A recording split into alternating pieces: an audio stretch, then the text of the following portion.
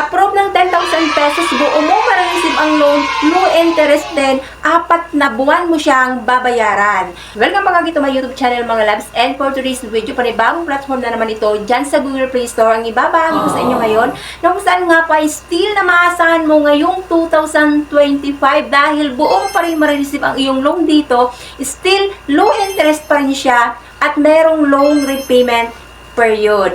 Kaya naman kung interested ka na malaman ng platform na ito, panoorin mo ang video na ito hanggang dulo dahil dito nga po ipapakita ko ng buong detalye kung ano-ano nga ba yung mga requirements dito na kailangan, ano yung mga recommended ID na nire-required nila, saan mo nga ba maaaring ma-receive ang iyong disbursement amount. And at the same time, malaman mo na rin dito kung ano-ano nga ba yung mga deductions niya, how long yung repayment period na ibibigay sa'yo, at kung kailan mo babayaran yung nahiram mo dito na pera. So, bago tayo mag-proceed, kung bago pa lang po dito sa aking YouTube channel, please consider to subscribe na muna and click mo na rin po ang notification bell dyan para naman lagi kang updated sa mga incoming videos na ina-upload ko dito.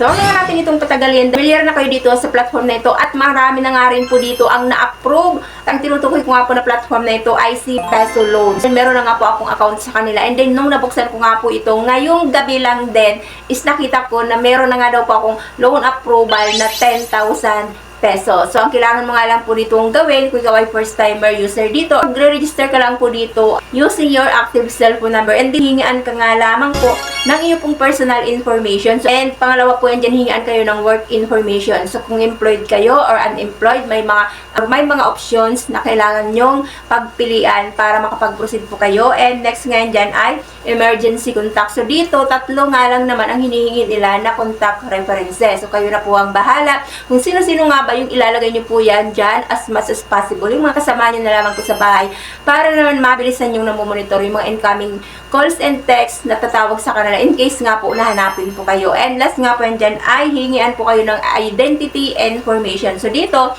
recommended ID naman nila is GSIS ID, PRC ID, driver's license, SSS card, UMID ID, passport, postal card, Pag-ibig ID, national ID, TIN number, PhilHealth card, and voter's ID. So, mamimili po kayo dyan. And then, i-upload nyo po front and back. Bubungan po kagad yung baro immediately. So, click nyo na lamang po yan dyan. And then, ayun, sa lumabas na nga po, meron na nga daw po akong loan approval na 10,000 pesos. So, nakalagay niya kaagad, congrats. We are working on your credit limit. Kindly wait for a few seconds. Ayun, lumabas na nga po. So, loan amount ay 10,000 pesos. So, binigyan ako dito ng 4 terms, which is na 30 days per term. So, ibig sabihin, monthly ko nababayaran yung 10,000 na in-approve nila.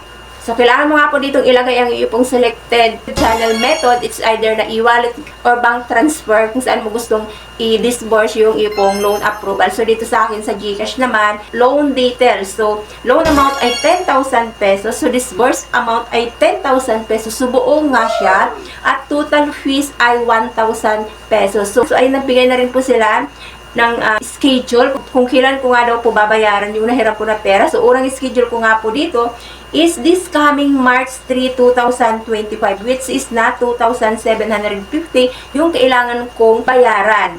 And, so obviously, February 2 ngayon, so next month ko pa nga siya babayaran sa 30 days. So, maganda pa rin. And second nga po is on April 2, 2025, which is na 2,750 ulit, including yung interest na 250. And third nga is on May 2, 2025, another 2,750 ulit, including 250 na interest. And fourth nga po is on June 1, 2025, which is na same as 2,750, including interest na 250. So, malinaw na umabot lamang po ng 1,000 pesos yung total interest na pinatong nila doon sa 10,000 na in-approve nila. So, imagine ninyo, interest talaga siya at 4 terms mo pa na babayaran yung nahiram mo dito na 10,000 pesos. Nakalagay niya dito, note, repay on time to enjoy a discount on your last installment. O diba, hanggang ngayon, maganda pa rin magpahiram dito si Peso Loan. And alam nyo po ba mga loves, so base din po doon sa mga nababasa ko or sa mga review ng mga nakatry na manghiram dito. So buo nga naman nila na na-receive ang kanila pong loan approval dito. At binigyan pa nga po sila dito ng loan repayment period. Yun yung advantages dito kay Peso Loan. Considering na once nga po na nakapanghiram tayo dito ng pera at may mga times na hindi tumugma yung budget natin para magbayad on time, so nagkakaroon ng delayed or hindi mo kaagad na babayaran on time yung hiram mo dito ng pera, natural po, possible po yan na mayroon na kaagad na magpapalo sa inyo ng mga ahente nila para po i-remind kayo sa inyo pong repayment.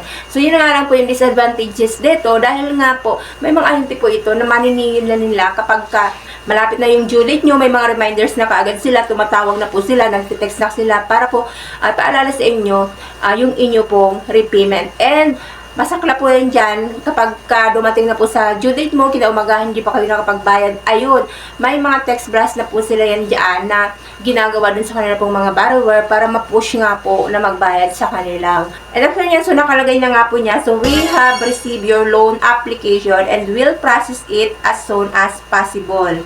So, pinakahuli niyang nalagay dito ay review status. So, friendly reminder, we are reviewing as quickly as possible. Thank you for your patience. And next ay, your loan order has been processed since February 2, 2025 at 2:50 p.m. So, thank you for your patience. Your loan order has been submitted. Please wait for system confirmation. And yun, nakalagay niya. So, loan amount 10,000 and na-process po siya ngayon po February 2, 2025 at 2:50 p.m. So, within 5 minutes nga lang po ay naipaprocess nila kaagad yung pera kapag ka nga po ay nakapasa ka under evaluation at doon sa assessment nila.